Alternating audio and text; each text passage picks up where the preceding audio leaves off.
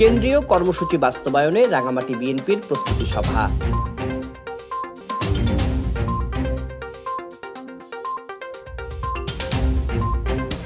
মহান শহীদ দিবস উদযাপন ও আগামী 24 ফেব্রুয়ারি কেন্দ্রীয় বিএনপি ঘোষিত জনসমাবেশ সফল করতে প্রস্তুতি সভা করেছে রাঙামাটি জেলা বিএনপি।